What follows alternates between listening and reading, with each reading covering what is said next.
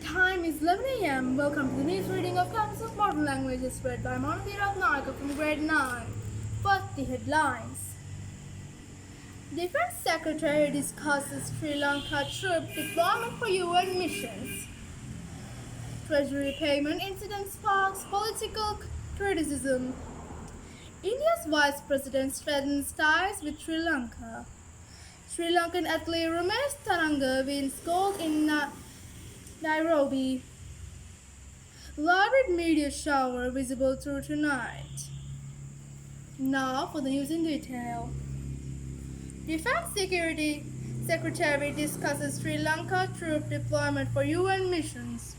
Sri Lanka's Defense Secretary held discussions with the UN Assistant Secretary General regarding the future deployment of Sri Lankan troops in international peacekeeping operation. This reflects Sri Lanka's continuing role in the global security efforts. Treasure payment incident sparks political criticism. A major treasure payment controversy has triggered calls for accountability, with opposition figures demanding resignations. The issue has raised concerns over financial oversight and government transparency. India's Vice President strengthens ties with Sri Lanka. India's Vice President completed a significant military visit to Sri Lanka, focusing on cooperation in trade, fishing, and regional development. It marks a new step in the diplomatic relation between the two countries. Sri Lankan athlete Ramesh Taranga wins gold in Nairobi.